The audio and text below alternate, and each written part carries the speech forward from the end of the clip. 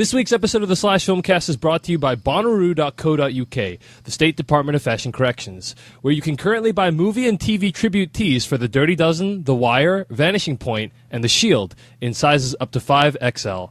American customers can enter the promo code FILMCAST for free shipping on their orders. Again, that's Bonnaroo, BONAROO.co.uk.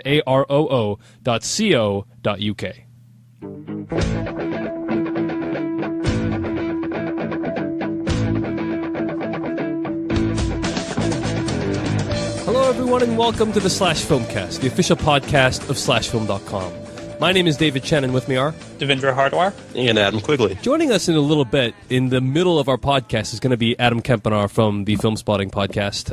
But if you're just tuning in for the first time, the Slash Filmcast typically broadcasts live on Monday nights at slashfilm.com/live. You can email us at slashfilmcast@gmail.com, and you can also find all of our back episodes at slashfilmcast.com. We usually begin each episode by discussing what we've been watching, move on into a dissection of the week's film news, and conclude with one in-depth review. This week we'll be reviewing Jennifer's Body, the new film directed by Karen Kusama and written by Diablo Cody. I also want to say, guys, apologies in advance if my voice sounds really, different and nasally today. I have been quite sick recently. And so, yeah, if I sound more nasty than usual, which is already quite disgusting and unappetizing, then forgive me. But I will do my. I'm here to do the Slash Filmcast, even though I'm on the verge of dying, because that's how much. How dare you be sick, Dave? That's how much I love this show. So, guys, David, don't worry about it. My sexy voice will more than make up for it. All right, that sounds like a good plan. So, guys, before we begin tonight's show, we have to announce a contest.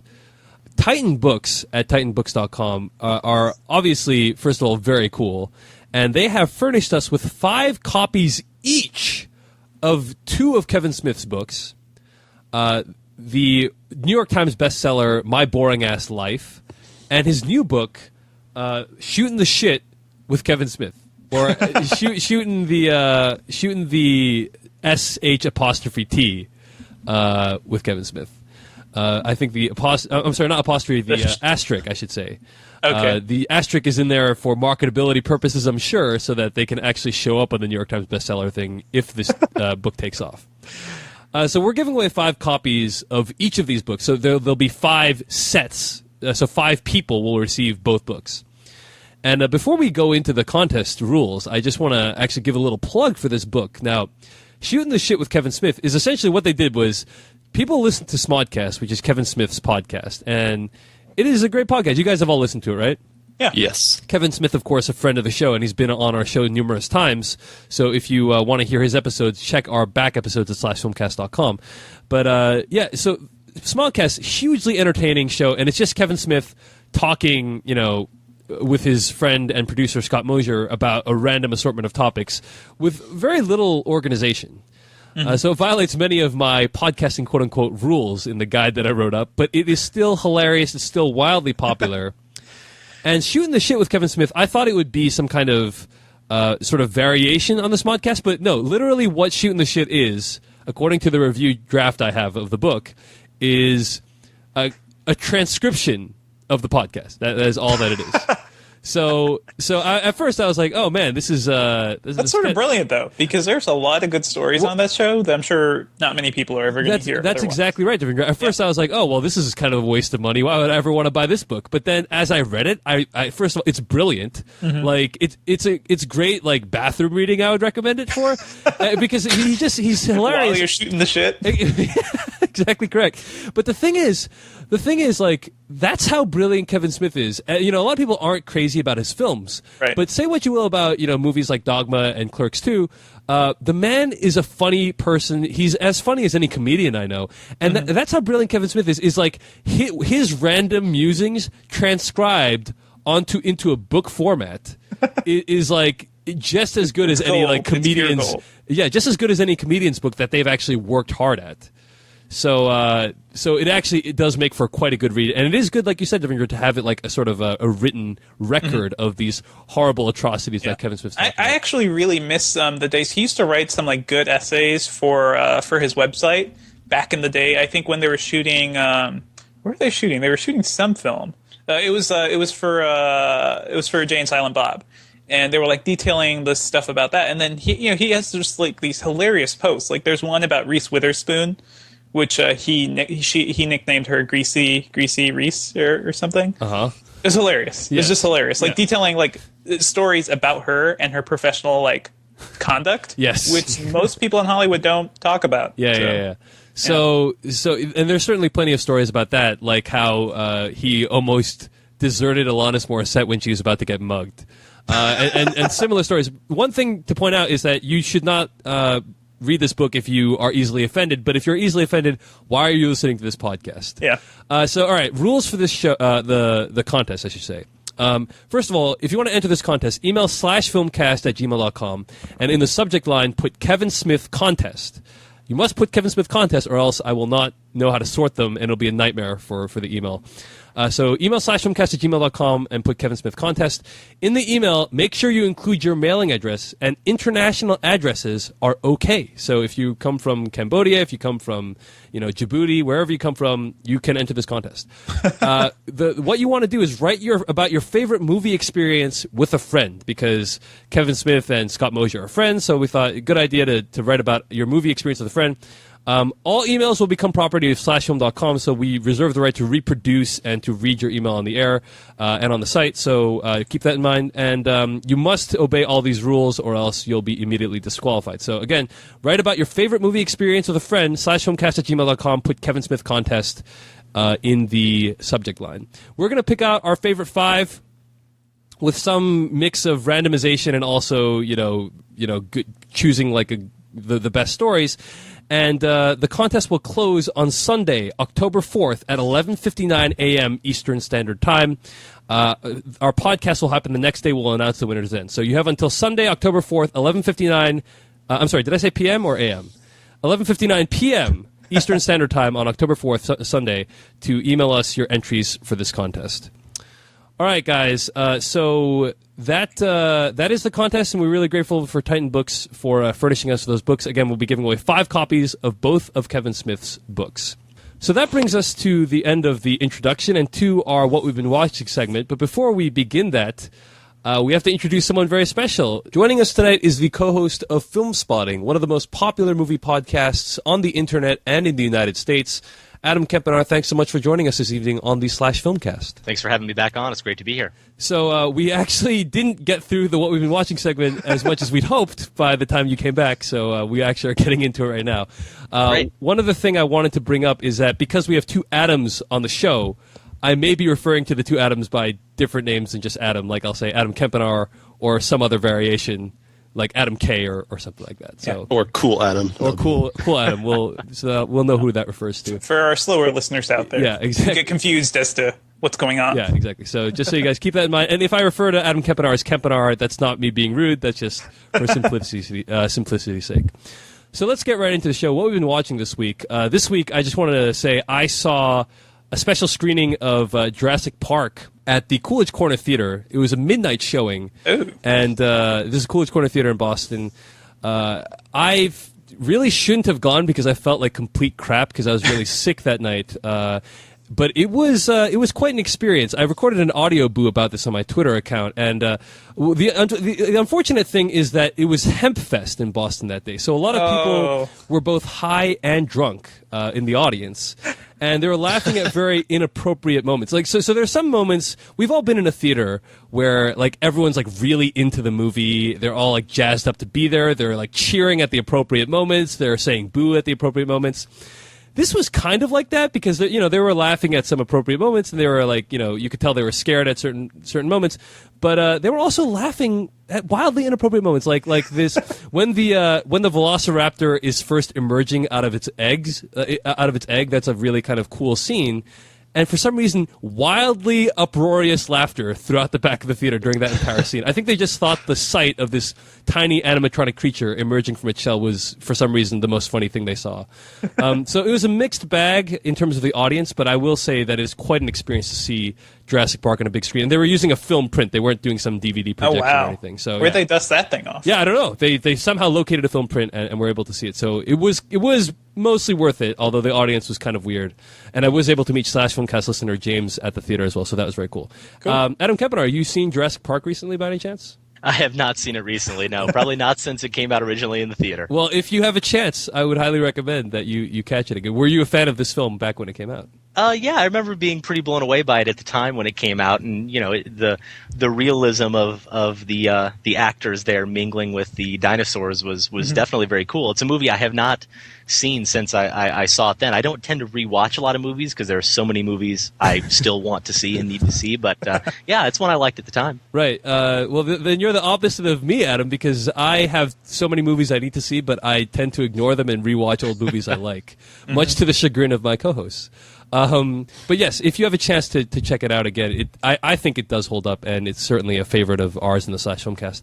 I also just wanted to give a quick shout out to The Shield Season 7, which is now on Netflix Watch Instantly, I found out this week. So I was able to put that on in the background and kind of do my work while that was playing. And I just want to say that season is still absolutely brilliant, and anyone that hasn't seen The Shield should watch it just so you can watch that last season, because there are so many great moments, great scenes, and great performances that it is well worth it.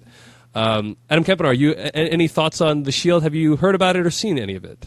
The Shield is not a show I've watched too much of. I'm familiar with it, seen maybe an episode, but no, as many Film Spotting listeners know and are on me a lot about it, I'm very bad when it comes to keeping up with television. I just, with Film Spotting and unfortunately having 3 kids, which caused me to miss the beginning of the show, I don't get to watch a lot of TV. I try to watch The Daily Show on TiVo, and I check in with Saturday Night Live when I TiVo it, but otherwise I don't get to watch a lot. And actually the big thing I'm trying to see is The Wire, after years of Film Spotting listeners just shredding me for not having watched it.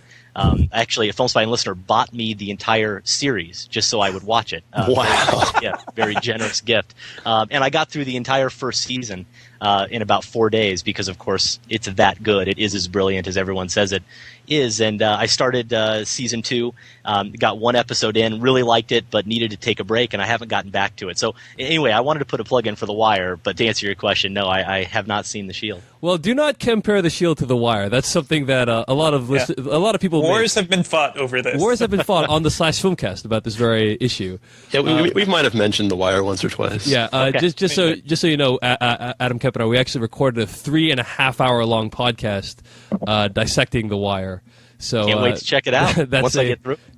Once you finish the series, which will be hopefully in the next 7 days. Yeah. And don't forget, Dave, that we also did a Shield finale recap. Shield finale recap as well. So in case there are new listeners, which we get every week, feel free to check those out if you are fans of those shows. Check back at our archives at slashfilmcast.com. So that's what I've been watching this week for the most part. Why don't we go to Devindra Hardor? What have you been watching this week? Sure. I saw Cloudy with a Chance of Meatballs, and I actually ended up really digging this movie. I liked it enough that I just felt compelled to write a review on Slash Film and just try and get more people to go see it. I really wasn't expecting this movie to be as good as it was. I was expecting like something along the lines of maybe Monsters vs. Aliens, like a movie that uses 3D, like sort of gimmicky, and doesn't really pay much attention to writing or characters or anything. It's just sort of a ride. But this movie really surprised me. It is hilarious. It's really well written. The movie's directed, and I also believe co-written by 2 people, Phil Lord and Chris Miller, and this is their first feature. But they used to work on How I Met Your Mother, and they also worked on another show, I believe, called Clone High, which a lot of people seem to love. But they bring a really interesting sensibility to this movie. Like, the humor is often adult at times, and it's also just really smart, and there are running gags. There's just, like, a lot to this movie that there's stuff in there that kids will enjoy. Like, the kids will definitely enjoy all the stuff with the giant food items falling. But for adults, there's a lot of stuff in here for us, too. We should say that the Cloudy with a Chance of Meatballs trailer was met with resounding apathy by each of us because I think the trailer was terrible. It made the film look much like the sort of Fox/DreamWorks animation type film that doesn't seem particularly intelligent. So I was very shocked to hear that you guys really enjoyed this film. Have any of the 2 Adams seen this film? I have, yes. I actually saw it specifically because Devindra was talking about that, how surprised he was by it. So I was like, and then I saw it had like an 86% Rotten Tomatoes, and I was like, wow, I guess is actually a decent animated film. And the thing is, what you're talking about with the DreamWorks Fox animated film style, this movie doesn't really aspire to be Pixar quality. It does sort of have that wacky sense of humor, really just exaggerated facial expressions and stuff like that. But the thing is, like Devindra was saying, it's all smart. It's really clever, and it takes that sense of humor and utilizes it in the best way possible.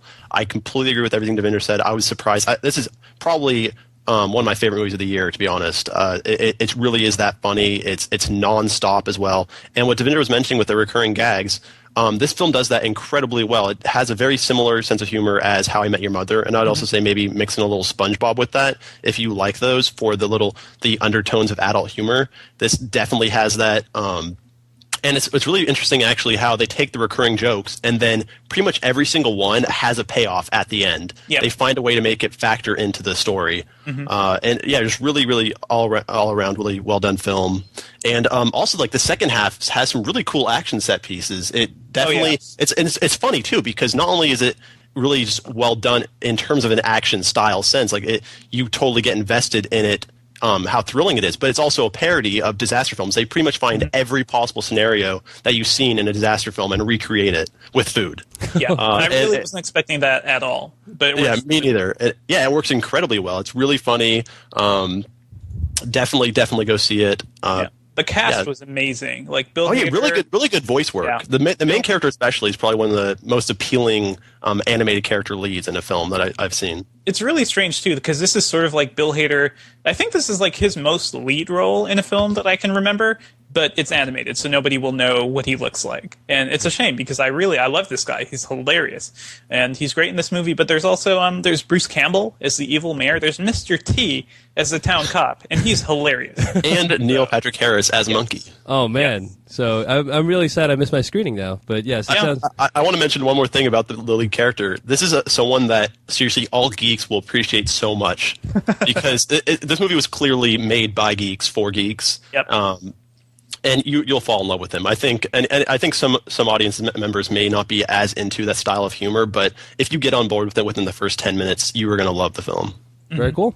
Devindra, what else have you been watching this week? I've also been catching up on some TV that's recently started. I caught the premiere of Fringe, and no one here, I believe, has seen it. So I just want to say that it continues. Last season ended with a really big cliffhanger with an interesting guest star, and who's apparently going to be here throughout the rest of the season. But it didn't really answer anything that was left, that big gaping hole of a question left last season. But there's some good stuff. There's a new FBI character that they're introducing. And the thing I love about Fringe, especially the second half of last season, it just has a ton of momentum. And I love it for that. It has this really great sci-fi sensibility that I just love. So it's more of the same, but it's still good, and I love it. Very cool. Anything else, Devindra? Also, The Office came back, and I want to talk a bit about that just because it feels strange for a show that's been going on so long for it to feel really fresh, even though pretty much most of the episodes take place with just them doing wacky stuff in The Office. Right. And I thought this episode of The Office, the season premiere of season, 5 now? I think we're on 6. Whatever it is, season 6, it's called Gossip, and I thought this was one of the best episodes of The Office I've ever seen. Mm-hmm. Definitely a classic episode that sort of capitalizes on all the character work that's been done thus far. And Michael, I think, is in top form in this episode. So. Mm-hmm. Definitely. So it was a good episode, and it's just really good to see that the show's still good after so long. Most sitcoms start to fall apart around season 5. I actually agree that it was really good, but I think, David, you might be exaggerating a little bit. I actually had one major problem with the episode, which there's like a major moment between Stanley and Michael, and I felt like that was really out of character for Stanley. That kind of took me out of it. Yeah, I mean... They happen eventually. Yeah, and I could see it. I could see it as plausible, given Stanley's situation at that time. But yeah, I can understand why you might have a problem with it. So, I mean, we're used to seeing Stanley one way, so it's really strange to see him actually be dramatic. Yeah. Unless he's having a heart attack. So, I also saw the pilot for Community, and I've been hearing a lot of good stuff, especially from like Miles and other TV writers. I like the pilot, but I hear it gets a lot better, so I'm going to stick with it. But Joel McHale, Chevy Chase, I love so much about the show. Donald Glover, who we hung out with at Comic-Con. It's just so weird to see him on TV now, like in a recurring role. Yeah. He's one of the guys from Derek Comedy, for those that don't know. So Joel McHale did a decent job, you'd say? He's for some reason, he's a very appealing pathological liar. He's a very appealing asshole. So it works. I mean, that's sort of what worked for him on The Soup, and it works well on this show, and I really dug it. Well, speaking of Joel McHale, Adam Quigley, what did you watch this week? I saw The Informant, actually a couple weeks ago. I don't know why the screening was that early, but I really dug it. I thought Matt Damon kind of gives an Oscar-worthy performance. I know I don't really care about the Oscars that much, but if he doesn't get nominated, I'll be kind of annoyed. He is hilarious in it, and the movie takes kind of an interesting approach, actually, to telling the story. David, I think you actually probably do a better job of recapping some of this, because it originated as a podcast episode from This American Life. Well, actually, no. Even further back, it's a book by Kurt Eichenwald. Oh, right. Then and that was made into a podcast episode for This American Life, which is broadcast on the same station as Film Spotting, if not mistaken. Adam Kepinar. That's right, Chicago Public Radio. And then my understanding is that someone listened to that episode and then decided to create that movie. So it kind of, The Informant is about one of the sort of most well-known whistleblowers in American history, Mark Whitaker, who reports on price fixing at his company, Archer Daniels Midland. But the interesting thing about this movie is it is corporate espionage reimagined as farce. And so Soderbergh has taken what is inherently sort of a rather gripping story and turned it into this kind of farcical send-up of, I guess...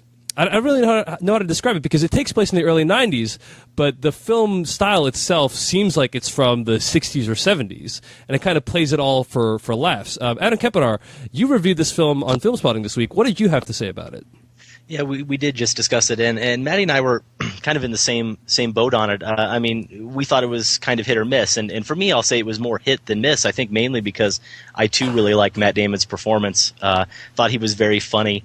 A lot of the voiceover narration I thought worked. I actually I made the comparison on the show to it reminded me in a lot of ways of a funny version of American Psycho, where you've got a character who actually just has all this trivial knowledge stored in his head, and he's sort of trying so badly to fit in and to be liked by people, and he thinks learning all these little facts and bits of information will help him, and he's so naive that it gets frustrating after a while, but at the same time you still do empathize with him, and you want things to work out for him. I think that one thing we talked about on the show, and we're probably going to have to get into this week a little bit, because there was a little bit of misunderstanding about it, is I don't think either of us were wishing that they had made a serious movie. I mean, we've all seen probably The Insider.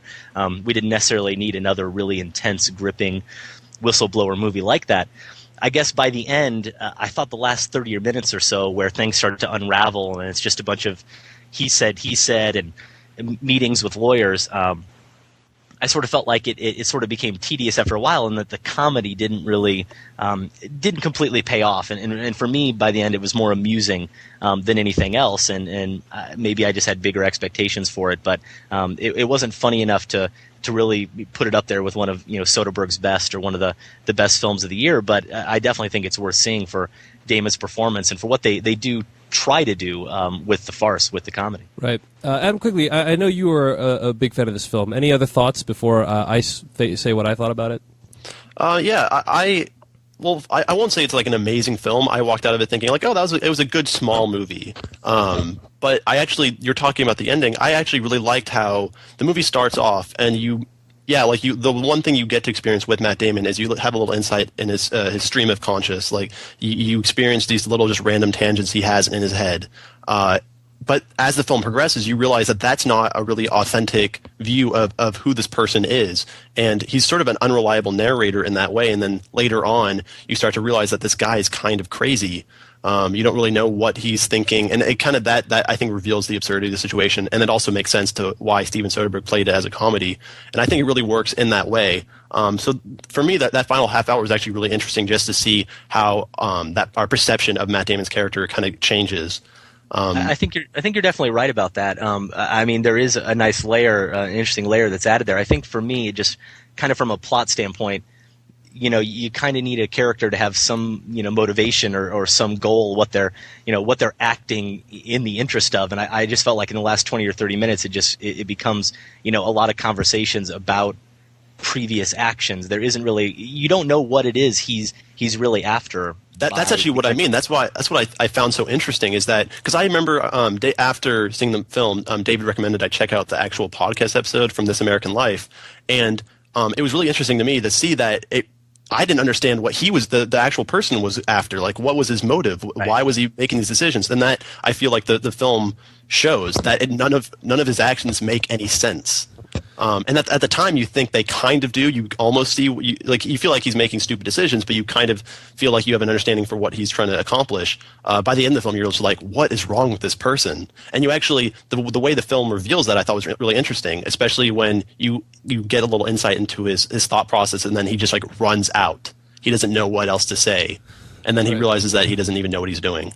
Mm-hmm. I mean, I thought the film was overall enjoyable, and that I'm just glad that we have a filmmaker like Steven Soderbergh that does something like this, that will take a movie that is ostensibly very serious and sort of a gripping tale and try to change it into a comedy. Just the idea that he would do that, I think, it should be applauded, because he's trying something new. And as usual with Soderbergh, he's not. This is a guy that is not afraid to bend genres like this, and so I applaud him for that. But it just wasn't really the film for me personally, if I may say that. Like, it just, I had a couple of issues with the movie, like, because when you hear that This American Life episode, which is, in my opinion, one of their best, you kind of have these expectations for what the sort of film product will be, and I didn't sort of like the stakes, the way the stakes were portrayed. Like, Adam Quigley, you heard the This American Life episode. Like, they were able to convey the stakes really well. Like, what is price fixing? Why price fixing for lysine is a big deal. I didn't feel like that came across in the film particularly well, and as a result, so the dramatic weight of the movie is kind of lessened a little bit when you compare it to the real life story. And the other thing is also, which you guys kind of discussed, is sort of the pathology of Mark Whitaker. I felt like that the podcast episode of This American Life really conveyed that kind of a lot better, that this was this guy had a lot of mental problems, and they play it off in the movie for laughs, but then towards the end of the film, they kind of try to make it a little bit more serious. They try to give that some kind of, they try to make it a little bit more powerful emotionally for the viewer, and I don't really feel like it succeeds because of what, how they've been playing it prior to then. The movie that comes to mind for me is not The Insider, or even, what was the movie you said, Adam Kempenar? American Psycho, but actually Steve Zalian's 1998 film A Civil Action starring John Travolta. I don't know why that came to mind, because I guess that film was a film about a lawsuit against two companies dumping toxic waste, and the lawyer whose life was destroyed trying to defend that case. This film kind of reminds me of that film, because both films are adaptations of books that are really good, and that kind of show that, like, in order to truly convey the complexities of a legal case, you really need more than a 2-hour film. So I guess I think that, like, I was just expecting something a little bit different, if that makes any sense. This is not a knock against the film. This is kind of a knock against my own expectations of it. So that being said, I still think it's definitely worth watching. I don't know if I'd go see it in a theater, but yes. So that's what I thought about that. Any other thoughts, either Adam, before we move on? No. All right. So let's move on. Adam, quickly, what else have you been watching this week? I quickly want to just sort of follow up on what Devindra was starting. He's starting to talk about some of the TV premieres. I just have a few that I've seen as well that I wanted to discuss. First up, Parks and Recreation also had its season premiere, second season. And yeah, actually, I think already this, because I remember the first season of The Office. Immediately, I disliked it actually because, well, it was a remake of an amazing British show, and the first couple episodes were kind of just exact replicas of the first episodes of the British series. And actually, Parks and Recreation, the first season, almost felt like a replica of The Office. You have Amy Poehler's character just seemingly like a carbon copy of Michael Scott, and that was really off-putting. But now I kind of feel like they've nailed her character better. Yeah. They've differentiated her from Michael Scott. And yeah, it just works a lot better. I still think the show's a little more over the top than The Office, and I don't like that quite so much, but it's still funny. It has the same level of writing for the most part, and I'm really looking forward to. Hopefully, the show will be the next Office. Yeah, I agree. I think this season premiere shows a lot of promise, and that it is differentiating itself more and more. What else have you been watching, Adam? I saw the season premiere for Curb Your Enthusiasm. I believe this is the 7th season now. Yeah. This show has actually been kind of off the air for a while now. I only recently got into it, and then once it took me a really long time actually to get into the really awkward humor of the show. It has these really just uncomfortable situations, but once I did, I got hooked and I burned through every season. I was really wondering where they were going to take the show with the most recent season, which actually this is a spoiler if you haven't been keeping up with it. Is that okay? Yeah. I'm asking your permission, David. Go ahead.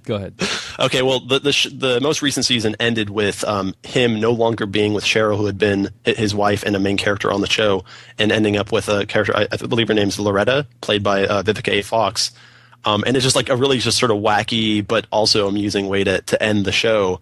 And now they're continuing it off, and I was wondering, like, okay, well, where are they going to go from here? No longer having Cheryl, but I guess the idea for this season, the arc, is going to be him trying to get back with Cheryl while also trying to end his relationship with Loretta. And so far, this premiere actually, I think, has already taken that plot in a really hilarious direction. The payoff at the end of the episode with I'm not going to spoil it, but it's really satisfying. It has a lot of really funny moments. It's not even really a complaint, but something I noticed is that the naturalistic documentary style of previous seasons, I feel like, has gone by the wayside. Now everything feels a little bit more professional. I almost feel like that it's not really a detriment to the show, but I think part of the appeal from that style was that it made everything feel a little bit more believable, because the show is like a compilation of moments that you can relate to, really uncomfortable, awkward moments where people say the wrong thing and then regret it immediately after. Right. But I'll wait through the rest of the season to see if it actually distracts me. Maybe when I get used to it, it won't even be a problem. All right, very cool. And what else have you been watching, Adam, quickly? Just 2 more. It's Always Sunny in Philadelphia, which David, you saw that too, right? Yeah. It was a solid premiere, but it seemed a little half-baked, as we both discussed. Yeah, like it had really funny moments in it, and I wouldn't even say it's a weak episode. It's more just like every subplot didn't really seem to find a satisfying conclusion, or even not even conclusion, but just anywhere to go. They kind of introduce these subplots, and then they have just a couple of good jokes, and then the episode's already over, and they just end it with a kind of funny final gag, and you're like, wait a minute, the Charlie and the lawyer thing didn't go anywhere, and the honey and vinegar didn't really do that. Yeah, honey and vinegar thing didn't really go. Actually, none of the subplots really went anywhere. Yeah, but it still had enough laughs that I wouldn't say it was a weak premiere. All right, and what's the last show you've been watching, Adam? Immediately following It's Always Sunny in Philadelphia, they actually had a sneak peek at the new show from the creators of Frisky Dingo called Archer, which, if you like Frisky Dingo, this show is hilarious. Instead of being just like 10-minute episodes now, it's a full half-hour episode. And I cannot wait to see more of the show. It's hilarious. It's the exact same sense of humor, exact same animation style. Actually, I think the animation even looks a little bit better than Frisky Dingo. But yeah, it has, if you like that, just completely out there sense of humor, kind of like a more PG-13 or even R-rated version of the sense of humor from Cloudy with a Chance of Meatballs. Definitely check it out. It's a lot of fun. Very cool. Sounds like you had a good week of TV watching then. And, it's a lot of. It's actually amazing how much good TV we have now. It feels like, I don't know how I lived without these shows being on the air. like how did I live for 2 months without The Office or 30 Rock? I don't know, but glad they're all back. Adam Kempenaar, you have just come back from a movie watching expedition. Is that correct? Yes, I was in Toronto. And how did you like the festival overall? It was good, actually. It was one of those cases where I wouldn't say that the high end of the films was amazing. I didn't see anything that really blew me away like I had seen before. Going back to movies like No Country for Old Men and seeing some films at Toronto Film Festivals past where, really things that stood up at the end of the year as the best. I think maybe I saw one or two of those movies. But the bad films weren't bad. There was a lot of good films, very solid movies, and really there's only one bad film at all that I would mention is one I've watched recently. I didn't get a chance to mention it last week on the show. Not that I necessarily enjoy, just ripping on films, but really the only bad movie I saw while I was in Toronto, out of about 20 movies, was this film called Creation. Starring Paul Bettany, and my son is down here now. He wants to join the Slash Filmcast. Awesome. Do we have room for a 2-year-old? Yes. He'll probably be more insightful than me. So I apologize for that. It's all good. No problem. But yeah, Creation. It premiered there in Toronto, directed by John Amiel. Is this the Darwin film? It's the Darwin movie. It looks like it's coming out this weekend in the UK. It stars Paul Bettany as Charles Darwin. I love Paul Bettany. Been a huge fan of his ever since, A Beautiful Mind and Master and Commander. I think he's a very talented actor, and he's in it with his wife, or they have a relationship anyway, Jennifer Connelly. Mm-hmm. She stars in it as well, and it sounded like such a fascinating story. I mean, the story of how Darwin wrote, on the origin of species, and he's a character, a real life character that obviously I don't really know a whole lot about. And with Bettany playing him, I thought it would be a good film. But I have to say, again, it was really the only film I saw there that I thought just absolutely didn't work. And speaking of A Beautiful Mind, I know there are a lot of people out there that think that is a movie that took a really fascinating character and a fascinating story and kind of Ron Howard bogged it down with this sappy love story. I'm not one of those people, but I know there are a lot of them out there. They need to watch Creation if they don't like A Beautiful Mind, because talk about taking just a really amazing story of the horror. I mean, some of the tragedies in his own life and his own insecurities and just shortcomings, to end up writing what he wrote and change the way we view the world. And the movie does put things in a larger context of, he wrote that book. In some ways, it was obviously the death of God. That's how it was viewed by some people. It was this incredibly dangerous book that he was writing. It could have gotten into that so much more and been so good, and it just turns it into this really, really cheesy love story. And I was very disappointed by it. I will Jennifer not have. Connelly was in A Beautiful Mind as well. Yes. I wonder Yes, she was. You're right. To death. Yeah. I will not have any defense of The Beautiful Mind on the Slash Filmcast, Adam Kempenar. Sorry The score about was that. good. How That was dare a you? good score. Yeah, it was good. I like that movie. I can't help it. Fair enough. So, Adam Kempenar, instead of bagging on movies that are just trying to make their way in the world at these festivals, what did you see that was good? What did I see that was good in Toronto? Yes, or in the past week. Yes. Well, definitely in Toronto, some of the movies that stood out, and we did talk about them last week on the show. If anyone wants to check it out, we did the top 5 movies that we saw at the festival, and I really liked the Haneke film, The White Ribbon, that won the Palme d'Or. It's a movie I can't wait to see again. The Road is coming out. That was a movie that I did enjoy. Is not really the proper term, probably. It's pretty bleak, but yeah. So this is the new film from the Weinstein Company, and it's the adaptation of Cormac McCarthy's book. It's been pushed around infinitely, which has been building some. It's when a movie keeps getting pushed back, people jump to conclusions about it. And the movie isn't without its flaws, but I thought it was very effectively told. And John Hillcoat, the director of The Proposition, also I think is a very good director, and I think Viggo Mortensen obviously is a very good actor, and they managed to pull it off. I haven't read the book. It's something else we've been talking about on the show recently, that I was reading the book and was just absolutely devastated by it. And then when I heard they were making a movie, I put it down. I didn't want to kind of be tainted by the book while I was watching the film. And I don't know about the dates. I mean, I've certainly heard about the fact that it's been pushed back, which is never really a good sign. Then again, it's a tough sell. It's really not, one of those movies that you want to get the whole family out to. And there's really no laughs in the film. That said, it was supposed to open in October, and they just pushed it back to Thanksgiving, which I actually think that's a pushback that means that they may actually be putting something behind the film. I mean, again, I said it wasn't for the family, but they're now opening it around Thanksgiving. Maybe they think it's one that really will be some Oscar bait. A nice bleak family tale. Let me ask you this question: more or less depressing than No Country for Old Men? It's a lot. I'd say it's more.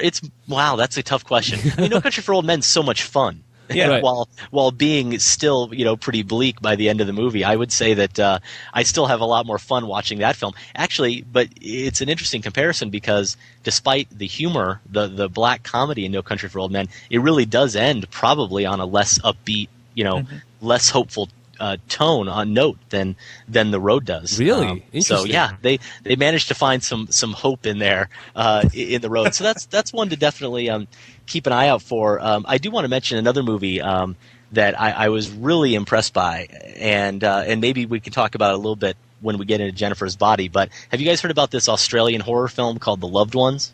No, I haven't. Nope. Sean Byrne is the director. I don't know what else he's really done. But it's a movie that, again, as people who listen to Film Spotting know, neither of us are necessarily big horror guys. It's not that we dislike the genre. It's just not one that we've ever really spent a lot of time watching those films. But we did a horror marathon a while back, and I tend to enjoy them when I see them. And so I went to this one, and it won the Midnight Madness Award there at the Toronto Film Festival, beating out Jennifer's Body and some other films. And so it's this very Raimi-esque, it's legitimately scary and creepy and gross. I mean, there are moments where it actually, I mean, what more do you want from a horror film? It got me to actually at one point almost say something to a character from my seat. I'm sitting there in a press screening, with a bunch of critics, and I almost actually said to the screen, "Look out behind you," which would have been pretty embarrassing. But that's how effective it is. And then at the same time, it's really pretty funny. It's got a shot in it, just a single shot, where I don't know how well it'll translate to TV, because there's a shot near the end that uses every inch of the widescreen frame. It's a hilarious visual gag that everyone in the theater cracked up at, but it only really works if you see it in that huge frame and you're able to look at that corner of the frame. I think that on TV it may not really translate depending on how big your screen is at home, but that's one that I was not surprised at all when I read today that it won the Midnight Madness Award, because then after I saw it, I told everybody I ran into at Toronto that they had to go to the Midnight Madness screening because I thought people would just be blown away by it, and everyone I've talked to was. Very cool. Yeah, I haven't heard about this film until now, but it sounds really good. I just read the plot synopsis. You can find it at imdb.com. Though I would say don't do that. Okay, well then I shouldn't have done that. I would recommend not doing it, honestly. Well, I screwed up then. No, I would just say, it's one of those movies that I love, especially at film festivals, walking into a movie literally knowing nothing more than maybe the title and the director's name and that it's a horror film. And that's all I knew. So, you really are able to just completely go along with the story and be surprised from moment to moment. So, if you can avoid it, it's not necessarily a bad idea. Yeah. I think we're all fans of that on the Slash Filmcast, or at least some of us are. But Adam Kempener, what else have you been watching this past week, or at TIFF? Well, I watched recently, the most recent film I saw actually was Wait Until Dark, the 1967 thriller with Audrey Hepburn. And we're going to talk about it here on Film Spotting in a couple weeks in an After Hours episode. It was a listener's choice pick. A listener wanted us to talk about it. So I won't say a whole lot about it, but Audrey Hepburn was nominated for an Oscar that year, and without really knowing all the films that came out in 1967 and who she was competing with, I definitely can say it was well deserved. She's really fantastic. She plays a blind woman who her husband, I won't get into too much of the plot, but her husband brings home this doll that he's been given, and then these bad guys want to take the doll. The doll has something in it that they need, and they think they can take advantage of her because she's this supposedly helpless blind woman. And when her husband isn't home, they kind of play this con on her to try to get the doll that she really doesn't care about or really even know anything about. And again, she's fantastic. And the bad guys, two of them are played by Richard Crenna, of course, many of us know from Rambo and other films. But Alan Arkin is in the film too, and he's the main bad guy. Obviously it's 40 years ago. It's a young Alan Arkin, almost unrecognizable, and he gets to play. Because there's kind of a con to it, he gets to play multiple characters, and he's really a good, scary bad guy. One of those great movie bad guys where you don't really know what he's capable of from moment to moment, just that he doesn't really care. He doesn't have any regard really for humanity whatsoever. And so he's pretty creepy, and it really worked for me.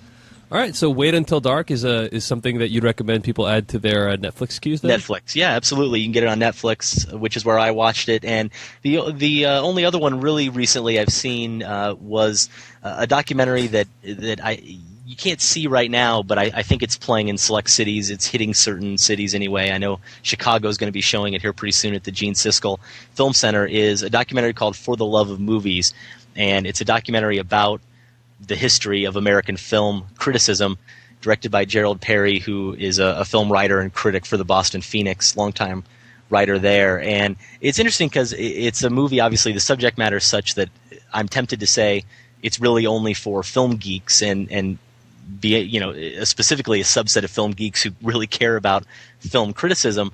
But at the same time, I can't say, and I'm not an expert in the field really, but I can't say I learned anything from it. I actually thought, at an 80-minute running time, I know film criticism's only been around for a little over 100 years, but I really felt like it was something that could have been given a little bit more detail. It kind of breaks film criticism up into 5 different eras leading up to the present day, where it talks about people like us doing what we're doing right now, as opposed to the traditional film critics. And it really just could have dug into some of the interesting issues facing criticism today, and also some of the interesting debates and theories of film criticism throughout the years. That said, if you're someone who is just kind of starting to get into movie reviews or film criticism and you want to know more about it, it is one that serves as a really good primer. I mean, it really it gives you the heavy hitters, the names you should know.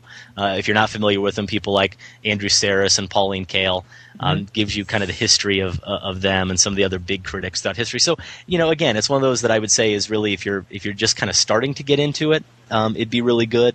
I'm not sure there's a whole lot to chew on there, but then again, I don't think that's what Gerald Perry was after. I think he was trying to make a movie to appeal to, people who are just getting into the layperson criticism. I think it is. It sounds like a film that they could assign to kids on like introductory film courses or something.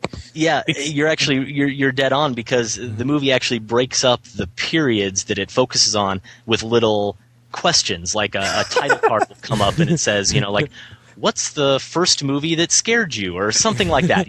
It poses these little questions. What are the qualifications to be a film critic? Just like if you were giving a presentation and a kid raised his hand, he might ask that question, and then it goes to 5 or 6 critics and gets them to talk on camera and answer that question. So it's cute in some ways, and it does give you the very basics. I don't think if you're someone who's really been obsessed with reading, Pauline Kael and other critics like that over the years, I don't think you're going to learn anything new from it, but it was still kind of a nice thing to revisit. Well, let me ask you this question. I'm sorry, go ahead. No, a good introduction definitely is what it would be. Would you assign this? You teach a class, I believe, on film, right? Would you assign this for your class? No. Okay. No, I wouldn't. I mean, I would assign it to though to be honest, a lot of the students who take the classes we've taught at the University of Chicago are not, they're students of film. Obviously, they're in the class and they've taken other film classes, but they're more people who are trying to learn more about movies and aren't hardcore. They aren't, for the most part, people who went to film school or have studied it kind of on that level. So for them, they would probably learn something from it. But I honestly think it just really only scratches the surface, and I would want to dig in a little bit more. I mean, it spends about 10 or 15 minutes on film criticism of the 60s and 70s. And when New Hollywood comes around and a guy like Bosley Crowther loses his job, at the New York Times because he doesn't get Bonnie and Clyde, and you've got Pauline Kael and Andrew Sarris who have this battle that wages for 30 years or whatever, and the tour theory. I mean, you could devote an entire documentary to just that. Right, that's true. And the movie gives it about 15 minutes, which again, it's got other time periods it needs to touch on. So I understand what he's up to, but there wasn't a lot of meat there. I will just say that when you're making a movie about film criticism, you know that film critics are going to watch it, and so you're basically inviting scrutiny. So it is I've been thinking about that. I've been thinking about that. Like, if I was going to talk to the director, that's one of the things I'd want to ask him is, I mean, he's a critic himself, so now what's it like being on the other end? Right, you know, right, yeah. You're expecting people to comment on your movie, and all your colleagues tell you what they thought, and you know, you got to figure a decent percentage of them aren't going to love it. Yes. You know, just the odds are that there's no way everyone's going to like it. So I'm wondering how his colleagues are playing that when they have to talk to him. I think you should phrase the question as "it burns, doesn't it?" but you know, that's one way to put it. So that movie is For the Love of Movies, and it probably will be out at some point in either film festivals or a limited release, or probably on DVD at some point in the next year, I'm guessing. Yeah, we had a lot of. I first heard about it because some listeners in Boston saw it at the film festival there, and I'm sure it's going to be playing, you know, other festivals in other cities that have art houses. If it's one you want to check out. Yeah, our buddies over at iffboston.org, friends of mine and big supporters of the show. So, all right, guys, let's move on. That's the end of our What We've Been Watching segment. That was actually quite a substantial portion of the show. That's good because we don't have any news. Yeah, we have almost no news to report this week. Well, we have a couple of items here. And the first big item is that Disney chairman Dick Cook was fired this past Friday night after 38 years of working at Disney. Now, first of all, a couple of things. Dick Cook is the American dream, right? This guy started out as a ride operator at Disney and ascended to become, you know, the chairman of the entire, you know, multi-billion-dollar organization. And apparently has a lot of friends in Hollywood. Spielberg was quite upset at this. We heard from Nikki Fink at Deadline.com. The thing that interests me about this story is that he was ousted by CEO of Disney, Robert Iger. Now, this past May, in a conference call with analysts, Disney's CFO, Tom Staggs, remarked, "Some of our key theatrical releases, including Bedtime Stories, Race to Witch Mountain, and Confessions of a Shopaholic, performed below our expectations and well short of last year's slate, further dampening our financial results." Bob Iger, on that same conference call, referred to the movie studio's results as disappointing. Nikki Fink, over at Deadline.com, wrote that Iger has no reason to be happy with the label. I'm sorry, quoting a source, said that Iger has no reason to be happy with the label. Choices have been made that are not only unspectacular, but even poor. Not only have movies lost money, which can happen to anybody, but they've also diminished the live-action brand. So I thought we could talk briefly about what we feel about, you know, Disney's live-action brand over the past few years. Do we feel like it's actually substantially gotten worse? And, you know, therefore, is that potentially something that Iger could have used in his decision-making to oust Dick Cook? So I thought I'd ask Adam Kempenaar. Let's start with you. You know, what have you felt about Disney's live-action movies over time? Do you remember any from the last, let's say, 10 years that you're particularly fond of, and any from the last few years that you are either particularly fond of or not particularly fond of? I'm sure if I really looked at the list, I could find one or two, but it is one of those cases where I read some of the stories about this, and I have to be honest, I'll just confess, I'm not enough of a Disney geek, nor am I enough of a movie insider kind of news geek to know who Dick Cook was. That's not something I really pay attention to. I first heard about him when I read the stories about him getting fired. Right. So let's put that in perspective. I'm definitely not an expert on this, but when you look at the list of Disney films that have been out, I mean, you take out Pixar, you take out the animated stuff, and specifically the Pixar stuff, and you're really left with a lot of not good films, or at least movies that I didn't hear anything good about or wasn't interested in seeing, you know, and partly because most people who saw them didn't have much positive to say about it. I mean, really, you look recently at, we're talking about movies like Hannah Montana and the Jonas Brothers and, you know, Bedtime Stories and The Race to Witch Mountain. It's, you know, you got National Treasure in there, Book of Secrets, and the you know, I don't know that does bode well for the supporters of Dick Cook when you look at that roster of movies that have come out. And I'll also, and I hate to be too glib about a man, you know, losing his job, whether he was fired or however it actually went down. But I was very encouraged, I guess, to read, I think, in the Nikki Fink article, that Johnny Depp was very disappointed and says the chances of a Pirates of the Caribbean 4 are now pretty slim without Dick Cook involved. And really, hallelujah. right? I mean, I think something has come good out of this after all, that maybe we won't be subjected to a fourth Pirates of the Caribbean movie because of this. So I say Robert Iger did a smart move, probably. Oh, okay. Well, that's a pretty bold statement. And yes, we try to cover the film news at /film.com, but at this point, I don't consider at least the three of us insiders, although we do try to stay on top of developments. Let me just say a couple of words about Disney's live-action brand over time. I remember growing up with a lot of Disney sports films. Yep. When I think of my childhood, I think of The Mighty Ducks. Yeah. Or Cool Runnings. Or even Iron Will. I remember enjoying these films immensely when I was whatever the age I was at the time. Mm-hmm. And I wonder to myself if the children of today are having the same sort of experience with the Disney brand, whether the movies that they watch today, they're going to be as beloved as the ones that I watched. So yeah, I mean, do you guys have the same experience? Let me ask Adam. They are growing up with Pixar, so yeah, that's exactly what I was about to say. It's probably all the Pixar films that they're going to remember when they're older. Adam, quickly, did you see Bedtime Stories by any chance? I feel like you saw that movie. Did you? I think I saw it on a plane. Okay, and how was it? Was it as bad as everyone said it was? Yeah, it really was. It was pretty much the worst you can expect from Adam Sandler. Really? Like what was bad about it? Really cheesily directed. It felt high budget and then just really cheap at the same time. Yeah. The humor was terrible. It was actually really awkward as well. Like for a kids' film, I just felt like the humor was just sort of uncomfortable. Like there was a lot of Adam Sandler mean-spiritedness to it. Right. I don't have anything positive to say about it. Gotcha. Yeah. Adam Kempenaar, let me ask you this question. I mean, you said you have 3 kids, right? Yeah. And I'm guessing they're still pretty young at this point, is my assumption. So have you taken them to see any Disney live action movies in the past few years? I really haven't. They were interested in I'm looking at the list now. Well, Bedtime Stories actually is a movie I've rented, and they started watching it and got bored and didn't want to finish watching. They've enjoyed the Pixar movies.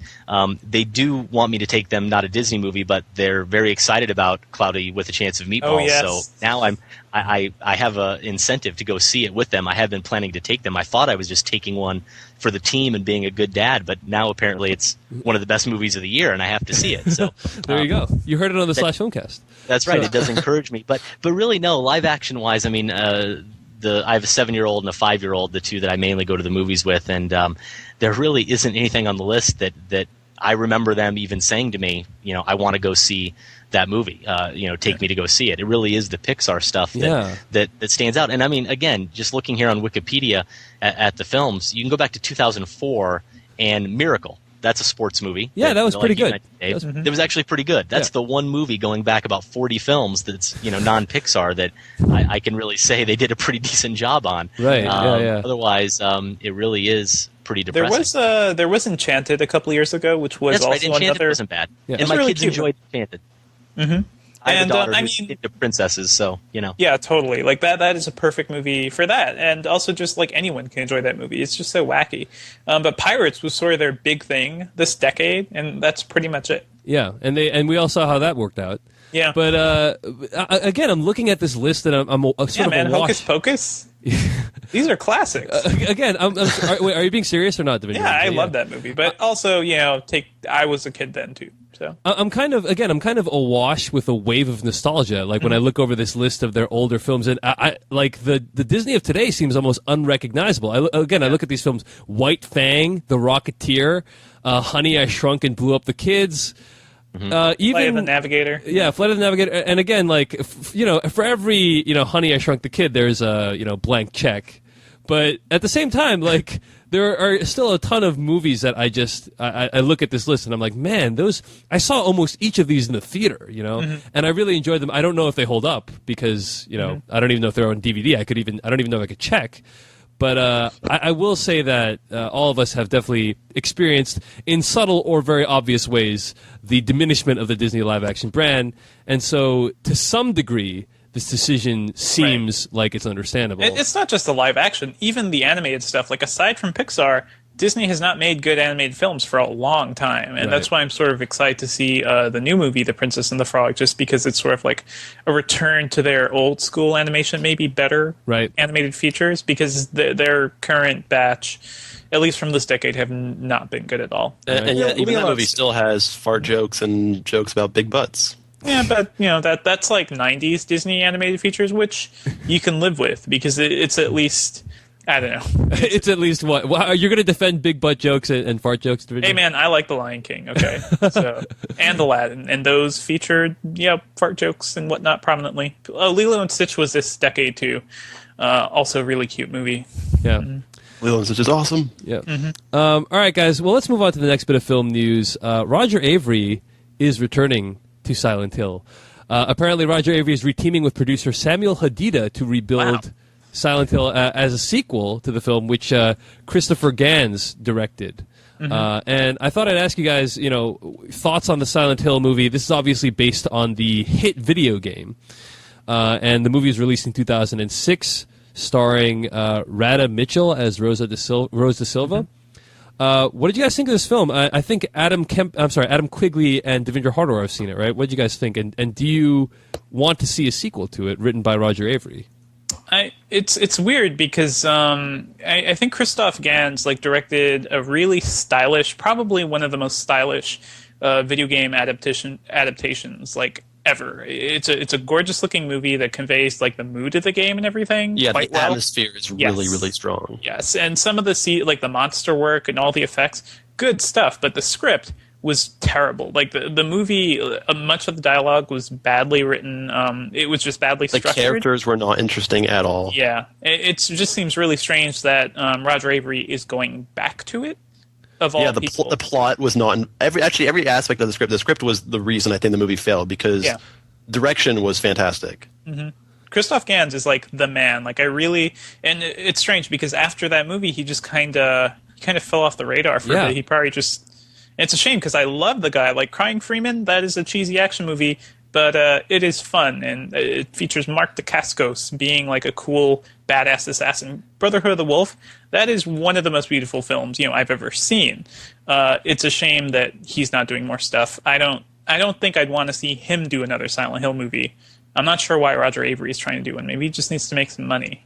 I'm not sure why he does such a terrible job on the first one. This guy has done. He's pretty talented. At least his filmography would. Definitely. Suggest that. Avery's a talented guy. Killing Zoe, Pulp Fiction, True Romance, and Rules of Attraction. So, it's I don't know what's going on with him, but hopefully maybe when he wrote it, he didn't realize that someone actually talented was going to be taking it on. Maybe he just thought he was catching a paycheck, and maybe now that he knows that there's actually potential there, he'll try a bit harder. I don't know. Yeah, well, Christoph Gans is not attached to the sequel as of yet. No. But let me ask you, Adam Kempener, are you familiar with the work of Christoph Gans? I am not familiar at all. Oh, okay. Dude, No. Brotherhood of the Wolf. Well, to be certain, I don't know if It's a cheesy ass movie, but it is gorgeous. Very few films will give you a transition shot from mountain peaks to Monica Bellucci's breasts. Yeah. Come on. that was a pretty good. That was a pretty good transition. Yeah. So it remains to be seen about Silent Hill 2. Certainly the first one did not live up to the potential, although it did capture. It sounds like it captured the best part of the game, which is the sort of atmosphere. Yeah, So it's I a guess- gorgeous looking film, Yeah. and if you can see it in HD, do it because it looks amazing. All right, guys. He did a lot of digital effects in the background, which that was kind of surprising and well done. All right, guys, last bit of news here. Nicole Kidman to star in Thomas Alfredson's The Danish Girl, his follow-up to Let the Right One In. Now, when I interviewed Thomas Alfredson, I think it was a year and a half ago. Well, actually, let's back up here. Thomas Alfredson, the director, made a film called Let the Right One in 2008, which us here at slashfilm.com regarded as one of the best films of that year, sort of a fresh take on the vampire genre. Adam Kempener, what did you guys think of it over there at Film Spotting?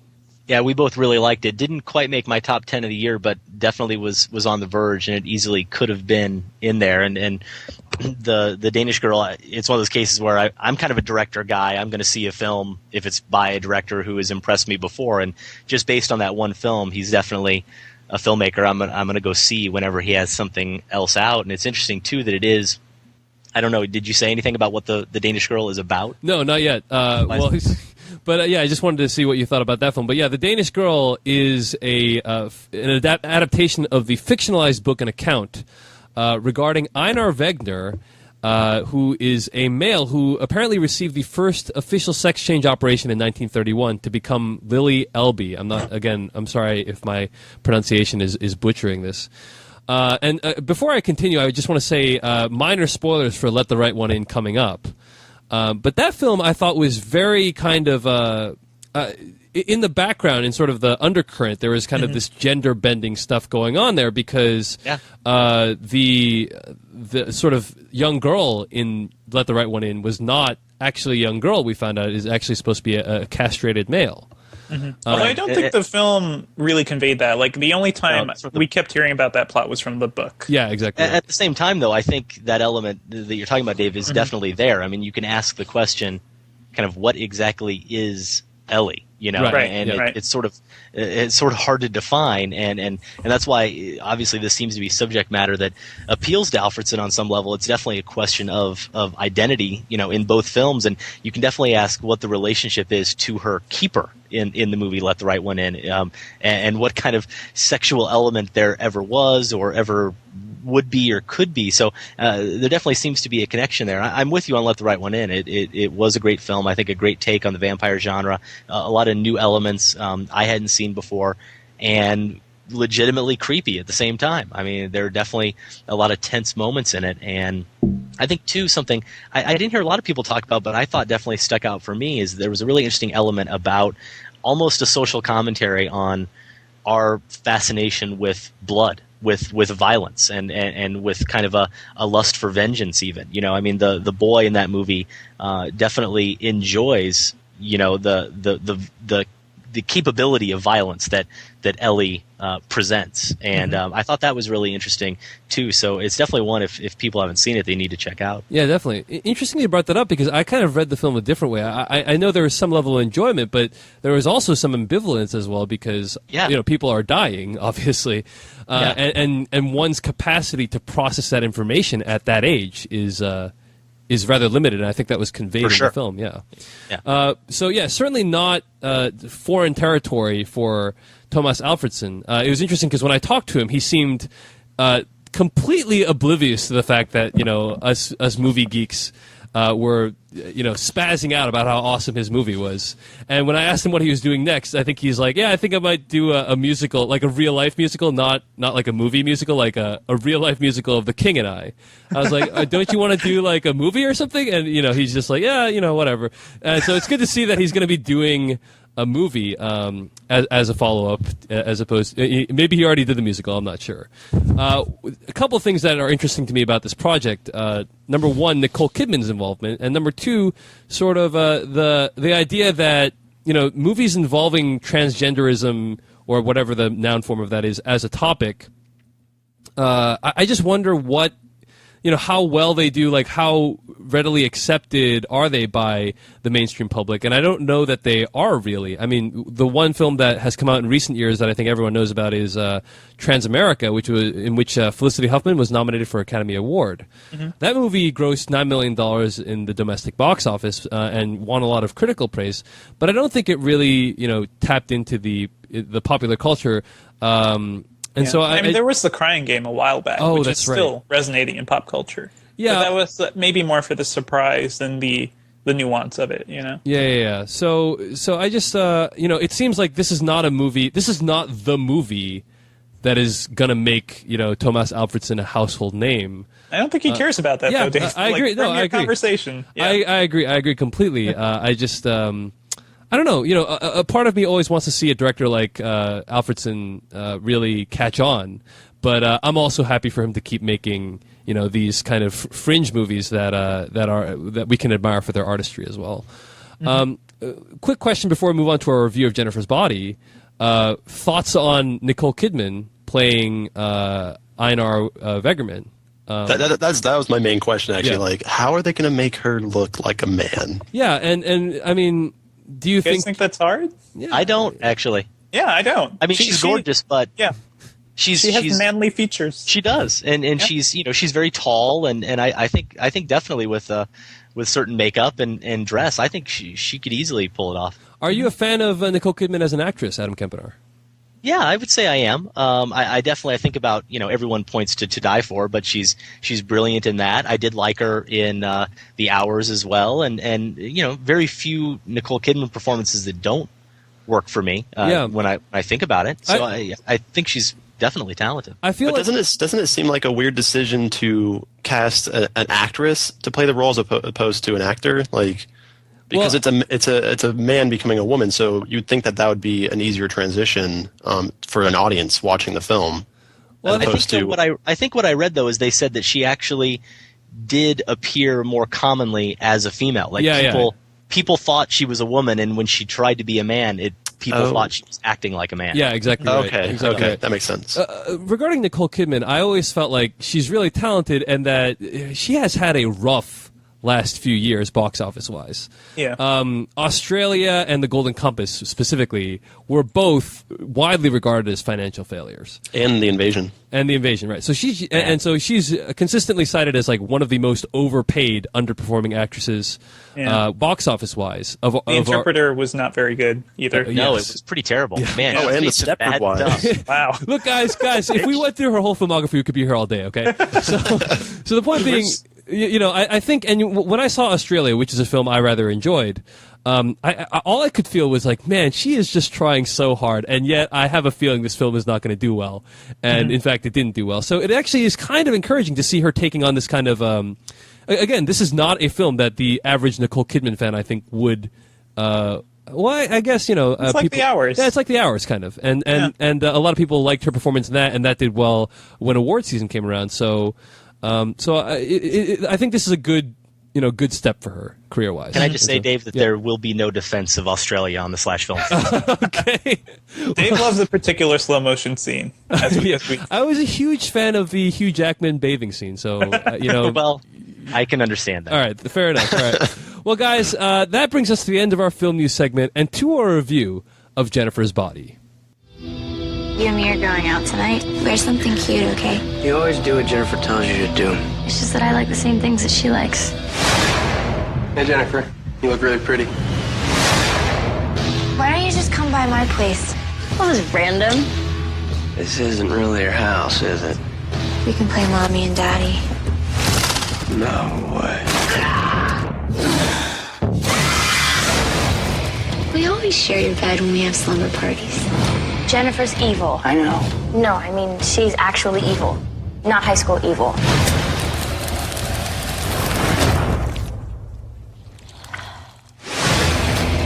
Chip is looking really cute to me lately. How is he tasting these days? You are never a good friend. You could have anybody that you want. Why Chip? That was from the trailer of Jennifer's Body. I'm sorry that was like weirdly cut, but the trailer was kind of weird as well. So that was the new film by Karen Kusama, written by Diablo Cody. Now, Adam Kempenar, I know on Film Spotting, you usually like to begin your reviews with a lengthy, elaborately worded question, so let me give it a shot here. Okay. When writer Diablo Cody first burst onto the scene with the 2007 Academy Award-nominated film Juno, many heralded her dialogue as smart, snappy, and emotionally insightful. But over time, a backlash developed to the awkward, hipster sensibilities that film displayed, although her television series, The United States of Tara, has been generally well received. Now comes her theatrical follow-up to Juno, Jennifer's Body, directed by Karen Kusama, a woman whose previous filmography has included diverse works such as Girl Fight and Aeon Flux. From the trailers, one can divine that Jennifer's Body is a twisted tale of female friendship dressed in all the trappings of a horror film. My question to you is, did you think Juno was worthy of all its critical praise? And if so, does Jennifer's Body present us with a worthy follow-up? Yes, Juno was deserving of all that praise, and not to get sidetracked on that conversation, but I often use that as an example of the conversation we kind of had earlier in the show, and also we talked about on Film Spotting recently with trailers and going into movies where you don't know anything about them. I saw Juno at the 2007 Film Festival, walked into a screening, all I knew about it was Ellen Page was in it, Jason Reitman directed it, and it was called Juno. Had absolutely no concept about the story, anything else about it. It was the first screening there, so there was no buzz about it. And with the rest of the audience, I laughed hysterically. And after I got past the first 15 minutes, loved the film.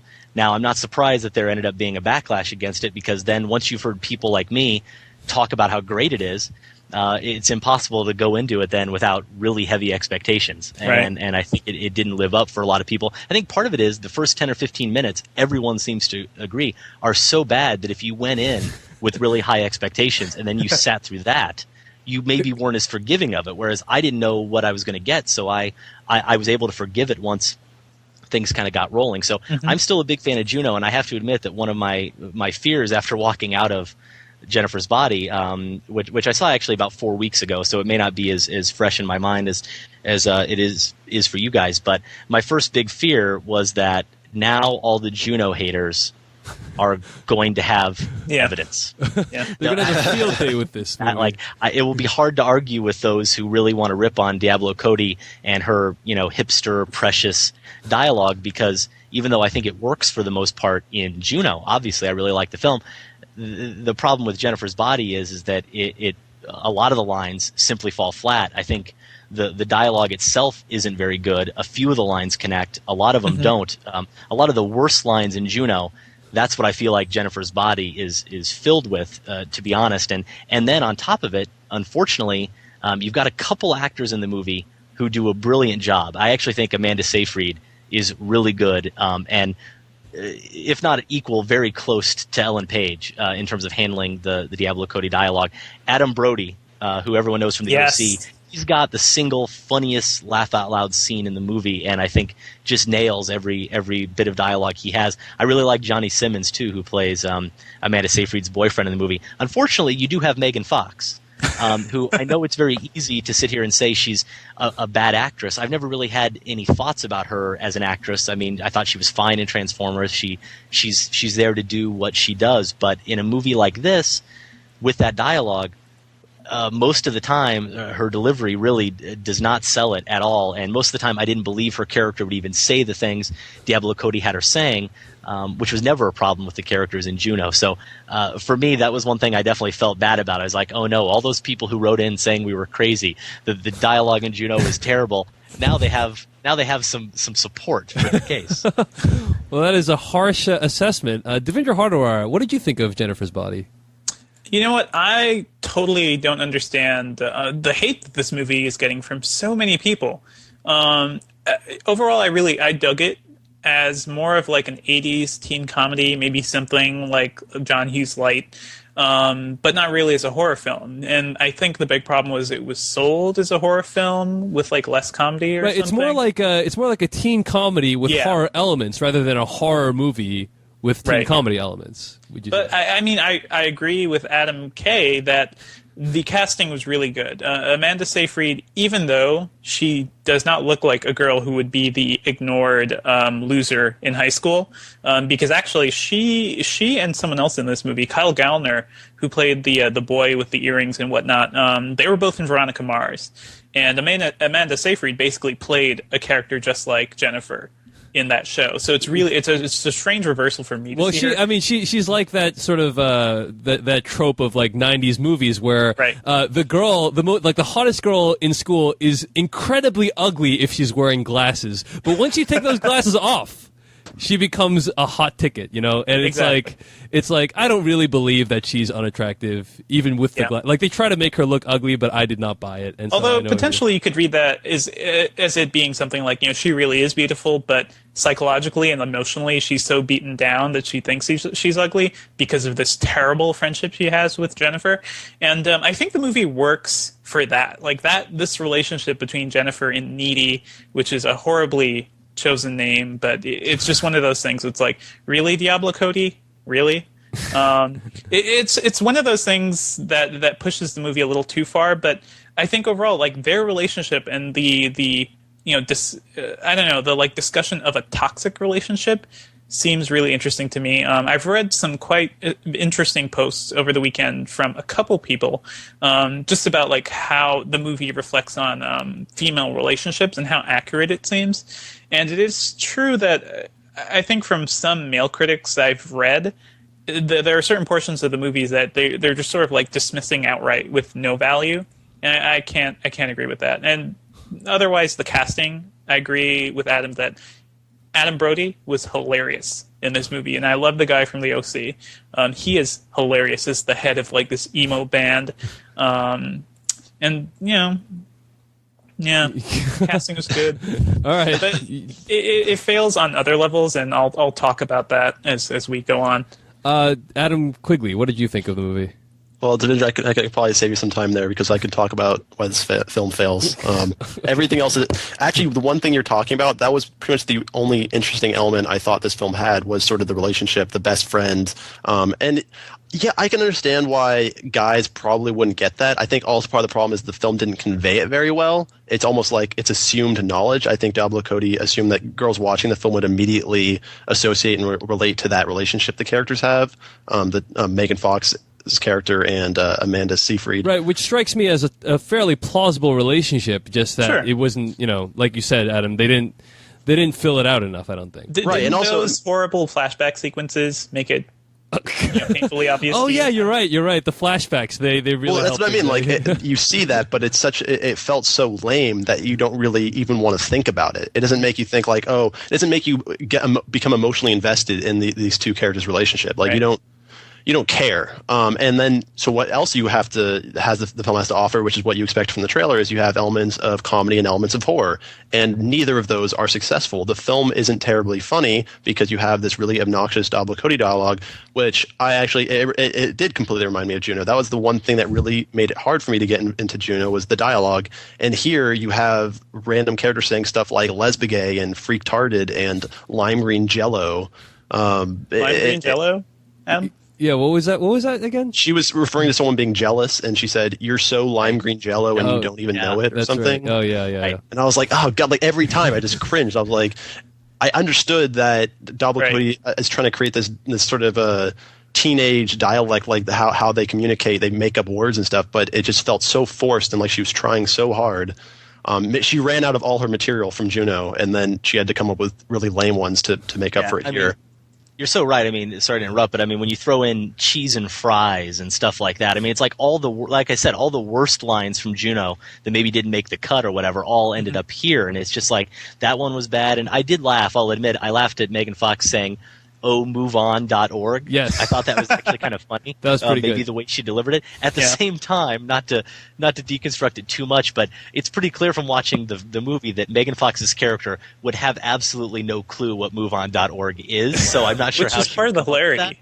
Maybe it is. Maybe that's why it works, but like, it's just, unfortunately, those lines that really work are few and far between. At least they were for me. Are you kidding me, Adam Kempenar? I would think that the Megan Fox character is quite politically active. I don't know about you. Right. Adam Quigley, I'm sorry. Continue what you're saying. So I totally agree with Adam Kempenar because the comedy really falls flat. Here's the one thing. I will say, if I sound really harsh against the film, I was entertained by the movie. I did not loathe it. I just was indifferent to it. The movie ended, and I was like, okay, well, I didn't really feel like I wasted my time, but I thought the horror elements were just not scary at all, not interesting. I was just waiting for them to hurry up and get to the next scene.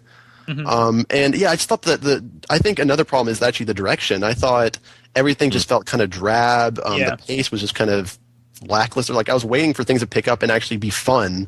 And that just was not conveyed very well at all. It was a combination of Diablo Cody's dialogue not really working, but also the interesting elements of the plot I didn't think were communicated all that well or executed that well by Karen Kusama.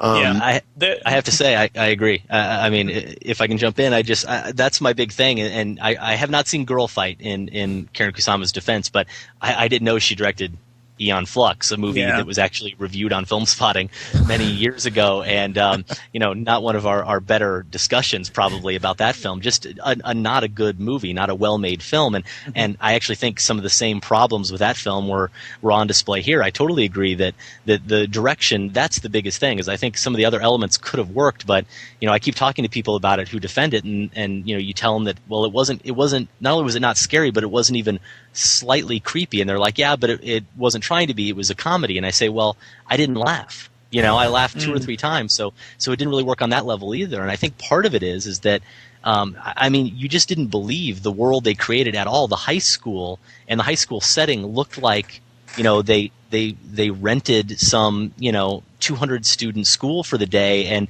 it didn't even feel Right. real to me. Nothing about Right. the environment actually did I buy into. I didn't buy into it at all, and and that was one of the things that worked best in Juno. That's right, and that makes me realize I was one of those idiots who at the time was really surprised that Jason Reitman got a Best Director nomination for Juno. I basically said anybody could direct Juno. Well, I sort of take that back now. I think he's a very talented director, having seen Juno and Thank You for Smoking. I didn't see Up in the Air in Toronto yet, but have heard good things. But he, now I can appreciate what he brought to that movie, because he made all the kind of silliness and the dialogue. He grounded it in a way that made me believe it, and I could buy into it. And I think that is through the direction. I think that Karen Kusama, I don't know if she really knew what she was going for in a lot of the scenes. The horror scenes in particular are just not that good. Yeah. There is one scene in this movie where a building catches on fire and you start to see people running around, and it is the most badly staged, like, fire. It was oh my really God, awkward. fire. I was like, what? Yeah. What is going on? None of the reactions of anyone inside that fire, that place that's on fire, are realistic. Nothing seems right. Yeah, you wouldn't realize it was supposed to be a major plot point until after, when they say it's basically a major plot point. Like they tell you that that's a really significant thing, and you're like, well, that didn't really have any resonance, right? To justify that. But I do actually agree with what you guys were saying about Adam Brody, because basically every scene he was in almost saved it for me. I felt like he really got the dialogue. He really got whatever tone Karen Kusama failed at getting. It felt like he understood what the film should be. Yep. And then it's really unfortunate that he has a pretty small part in the movie.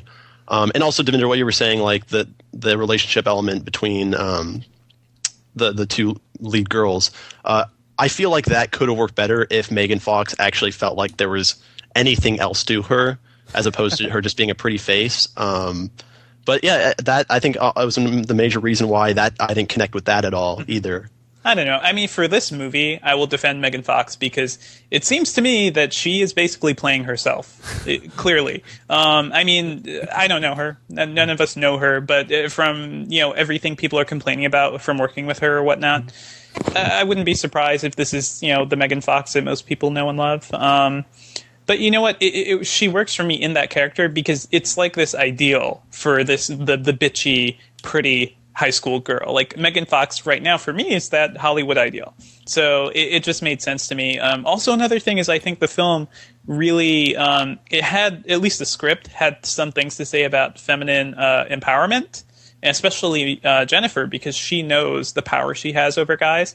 Again, I don't think Karen Kusama's direction really conveyed that all. Yeah, I mean, well. that I think was the biggest problem with the film, is just that the sort of messages of the film got a little bit lost. You feel like the film has something to say about, the predatory nature of males in high school, and how, Jennifer, who as a result of being embodied by something, again, I'm not going to give anything away, it's all in the trailers, but she has some kind of powers and is able to use it to brutally do things to men. You feel like the movie's trying to say something about that. Right, yeah, like she's not even using really her power, she's using her body. She's using how sexually attractive she is to take advantage of guys. Entice, entrap, and to, hurt men. And it kind of gets a little bit lost. Like, it's not entirely clear what it is she's trying to say. And I read an essay by, or blog entry by, I think, Genevieve from Latino Review, who wrote that the movie is not, in fact, a revenge fantasy, but a feminist-like revenge fantasy, but actually it's supposed to be more about the relationship between the two female leads. Mm-hmm. And I think we already discussed that. We felt that relationship was fairly underdeveloped. And not really satisfying when the major beats that relationship hits happen on screen. It just doesn't. Yeah, like when we get in spoiler territory, we can actually address one of those specific things. So I also read that article, and there was like one scene referenced in particular, and it's like the reason that scene didn't work for people isn't because they didn't. Well, actually, maybe some critics didn't get the relationship, but it's because it wasn't communicated very well. Right. Okay. Well, let me just give some brief thoughts, and then let's get into spoilers, and we can wrap this up. So, I mean, I don't want to defend this film too much, even though I kind of think you guys are going a little too hard on it. I enjoyed watching the movie. I thought it was a good time at the theaters. I do see all the problems that you guys saw with it. I think, like you, Devindra, I think Megan Fox did a pretty good job given the role that she was supposed to play, and she most importantly, she proved that she can emote on a deeper level than just running and shouting "Sam" like she did in the Transformers films. Yes. So that was that's good. a bold statement. I'm not sure about that. All right, well, that's fair enough. And I enjoyed Amanda Seyfried's performance as well. But yeah, the other thing I wanted to say about the dialogue was it very much sounded, and I refer back to that essay by Genevieve again. She was saying how even though that's not really how teen girls talk, what Diablo Cody was able to capture was teen girls' proclivity for making their own type of slang. And I don't know if I really buy that, because if you make that argument, then you're just saying that what ultimately ends up on the screen, the final product, is in fact what Diablo Cody thinks teenage girls talk like. And the dialogue continually draws attention to itself in a way that does not really benefit the story, I don't think.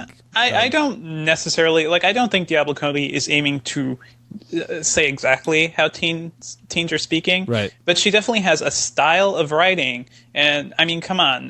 David Mamet, Aaron Sorkin have their own styles, too. Right. But I think this particular style of, heightened reality dialogue that she does, a lot of people don't like. And I also think, especially looking at the backlash from Juno, a lot of people seem to hate her just because her name is Diablo Cody. Seriously, people can't get past that fact that, oh yes, she used to be a stripper. Her name is Diablo Cody, and she was nominated for an Oscar. They cannot get over that. Yeah, I think honestly those aspects though, it's just giving them more ammo because they just had a negative reaction to Juno, and then they just want to find anything. I don't think it's necessarily why. It's magnifying the reaction unfairly. Yeah, that's my point. All right, but yeah, in a better film, the sort of those dialogue issues I think might have been excusable. I think Mean Girls communicated that exactly and did it in a really funny and amusing way, and it actually worked. Let me bring up Heathers. There are quite a few movies that have done this too. Let me bring up another example that's really unrelated with the current genre, but Miller's Crossing, I thought.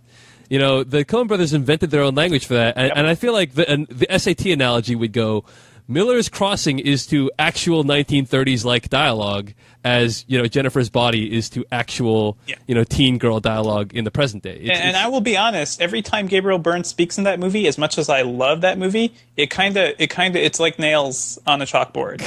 it just sounds wrong. Yeah, it's not quite what you expect, but at the same time, I think that's, a brilliant film, and so it's forgivable, and you kind of just go with it. In this film, unfortunately, not as good of a film as Miller's Crossing. Right. So let's talk about some of the spoiler elements of this film. So from this point on, spoilers for Jennifer's Body, and if you haven't seen the film and you don't want to be spoiled, stop listening, but we want to talk about just a couple scenes and then wrap this review up. So Adam, I think I know what scene you're talking about, right? Adam, quickly, right? You're talking about the necklace scene?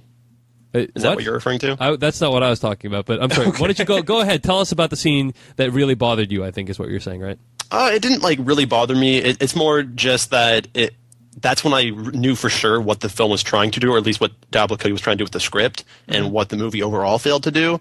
Is that so? You have this it's supposed to be this emotionally devastating scene, I guess, between the two girls, where their final battle, when they're levitating up in the air, and Needy grabs Jennifer's necklace and pulls it off her neck, and it's the BFF necklace, and that crashes on the floor, and that causes Megan Fox's character she collapses on the bed, and then she stabs her, and then there's a joke which I actually think is supposed to be more than just a joke, where Megan Fox's character, she's like, "Oh, my tit," and then then Needy goes, "No, your heart."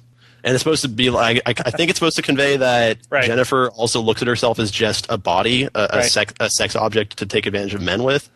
And she doesn't even realize that her actual what she really is was just stabbed. Yeah. I think that was supposed to be a little bit. She doesn't think anything deeper than what's on the surface for her. Exactly. So I think that's what the film was trying to do. But again, the direction just really doesn't work. Right. To make that. So you could say, you could bring up those aspects and be like, oh, so guys just didn't get the film. But no, I just didn't think that I got it. It just didn't work. Sure. Yeah, I mean, I could see that. And the BFF necklace thing, I feel like that's more a tragedy. I mean, think about the stupid shit that you hear teenagers fight about all the time. It is incredibly important to them, But to an outside observer, it's completely petty, stupid, pointless stuff, and the movie just sort of heightens that. But I do agree that the direction doesn't really. I don't think it was trying to play it as petty, though. I think it was trying to show like how strong that relationship is, like how powerful it is for them. Petty to us. Right. I'm just saying, like, I don't think the movie was actually trying to make a commentary about how petty it is. I think it was actually trying to show how powerful it is. I was the scene I was thinking of was actually the kiss between the two female leads in the film. Of course you were, Dave. Of course. We're going to have to talk about this. Okay. I honestly didn't even remember that scene. So that film, I thought. Really? Adam Kempenar, did you have any thoughts on that scene and how effective it was? Thoughts on that scene? Okay. Wow. Let's see. 4 guys talking about 2 really attractive girls making out with each other. Yes. I don't really know where we can go with this. It's interesting. I saw the same elements. I think I would just echo what everyone's saying overall. I love that we're making Jennifer's Body sound almost like it's Roman Polanski's Repulsion or something, where it's all about this woman kind of going crazy because of the way men, look at her and her own psychological turmoil. It's not quite that, but I mean those elements are there, and I think again, just if it was in a better made film, those things would work better and still be entertaining. Yep. But that scene is one. The kiss scene is one actually where I'll give Karen Kusama some credit. I think she actually managed to tone down some of the kind of directing quirks and the action scenes, if you'll call them that don't really work, and she manages to just focus on those 2 girls and their lips. And the fact is that is if you look at the movie as this movie about their relationship and their very bizarre relationship, and the one where there's obviously some heavy sexual tension there, that's one scene in the film that actually works. I mean, it's very sensual, and it's an erotic scene in the middle of a very absurd, almost B-level film. That's one moment that actually kind of got it right, I thought. Mm-hmm. Yeah, I agree. Yeah, I'm a little bit torn because I felt like that scene is supposed to convey some kind of emotional payoff, and I really don't want to use this word, but release, because throughout the whole movie there's been this kind of sexual tension between the 2 of them, and kind of like that's kind of the culmination of it. But instead of feeling like it was a payoff, it felt more like it was designed primarily to titillate rather than to satisfy some kind of a storyline. But it's effective on that level too. Yeah, it is. Yes, so, that is true. That is true. Yeah. So, David, what you're getting at actually, though, what you said originally about this playing into the thing that Devindra originally addressed about the relationship between the 2 girls, I definitely think it is trying to address that in the film, and also I would say this is to like Superbad tackled the relationship between 2 guys, and you also have that strangely homoerotic scene towards the end between the 2 of them. I think this is supposed to be almost the equivalent, but for girls. Right. I could totally see that. Yeah. Yeah. All right. I mean, we're bringing up a lot of things. I think for me, mostly my issues with this movie come down to the direction, but also partially the script, because it feels as if this movie, the script for this was, I think the stories, it was written around the same time as Juno, or she had it, and it wasn't really changed much since Juno came out. And Diablo Cody, like her writing and her style, and just she definitely learned a lot with United States of Terra. What I really loved about Juno was how well done some of the emotional relationships were, and that really surprised me about that movie too. United States of Terra gives you that for an entire TV season. That's completely lacking from this movie. Right. And that sort of surprised me. So in a sense, this movie can't really show the evolution of Diablo Cody because, as much as is possible. It doesn't realize the full potential of Diablo Cody at this point in time. So I guess that remains to be seen. But in any case, why don't we wrap things up? Let's just give final thoughts on the film and whether people should see it or not. Adam Kempenar. Should they see it or not? Yes. That's a good question. I mean, I guess I couldn't recommend it to anyone and say it's worth spending your money on. I think, it might be one of those films that I heard from a lot of people who saw it in Toronto at Midnight Madness that they really liked it. And that's a perfect setting for it, where you've got a crowd that's pretty loopy after a day of seeing movies. It's midnight. They've probably been drinking, God knows what else, and they're just there to have a good time, and almost, a Mystery Science Theater thing, kind of yell back at the screen and have a good time. That might be the right environment. I could see having fun with Jennifer's Body, but otherwise, I don't think that Amanda Seyfried's performance and a few of the line Adam Brody's performance and a few of the lines are really probably enough for me to say it's really worth seeing. I do have to give it credit though, and I'm going to show my total geekdom here. I will say that it's almost worth it for the one line where Amanda Seyfried's talking to her boyfriend, and the line comes up about drummers who are also lead singers. And he says, "You mean like Phil Collins?" And she says, "Who's that?" And he says, "Nobody. He was seminal, but don't worry about it." Phil Collins seminal, when actually she's right. I'm sure most people would hear that and just think it's a total throwaway line, but anyone who actually knows anything about like Genesis in the 70s, right. Phil Collins is like this brilliant musician. And so I love that line, and she managed to work that in. That was my favorite moment of the film, but otherwise probably not worth seeing for me. Are you sure it's not worth seeing for that one line alone, Adam? It might be. It might be. For the kiss scene, maybe. And the kiss, too, yeah. Devindra Hardawar. You know what? I did like this movie. It wasn't... I wish it was a little more horror. I wish the direction was a little more mature or just a little more skillful, I guess. Definitely, if you can see it with a good crowd, like with a bunch of friends at a late Saturday night screening or Friday night screening or something, it would be great. Don't see this by yourself on a matinee on like a weekday in an empty theater. You're not going to get much out of it. Yep. And if you can't see it in like that setting, then just watch it when it gets on video.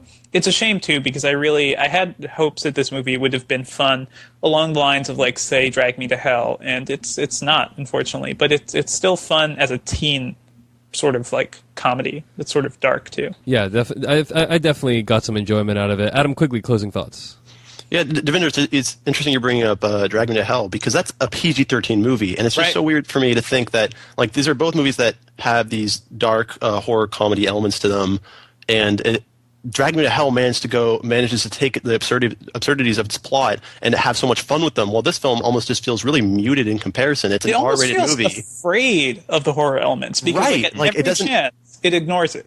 Right, like it seems to want to embrace this like almost 80s horror mentality, and yet there's no nudity, there's no there's gore, but it's really toned down. You don't really see that much. Yeah. It never seems to really fulfill that potential. Yeah. And there's a really interesting actual elements to the plot that I didn't even realize until thinking back to it that's kind of funny. Like, for example, the entire plot is based around like an emo band being agents of Satan, and they sacrifice someone they think is a virgin. Like, that entire plot is just ridiculous, and I wish the movie had actually played that in a way that you realize how absurd and funny that is. Totally. Right.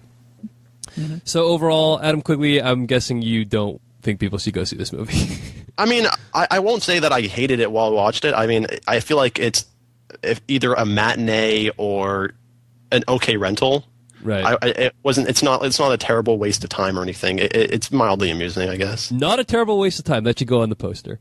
I just want to echo what you guys say. See it in the right circumstances, and if you can't, wait for the DVD. So I think that brings us to the end of our review and basically the end of this episode. Before we go, we just want to give a few credits for our show. Music for our podcast comes courtesy of the PodSafe Network at music.podshow.com. The bands we use are Point22 at point22.com and Brad Sucks at bradsucks.net. You can find all of our episodes at /filmcast.com. You can email us at /filmcast@gmail.com. And we want to give a big thanks to the people that have donated to our show this week.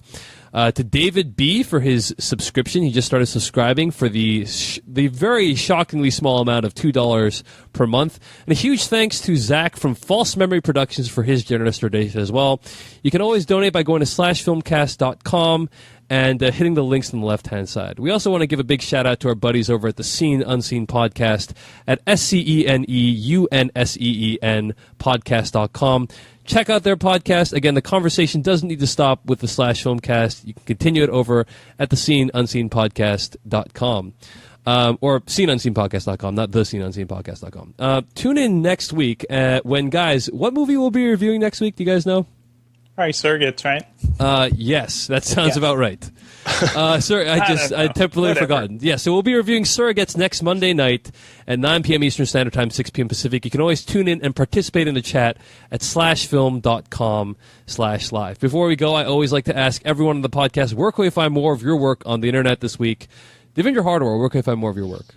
You guys can find me writing at /film.com. You can also find me on Twitter at twitter.com/Devindra. And you can find everything else I do at devindra.org, including my new tech podcast, the Symbiotic Podcast. Adam Quigley?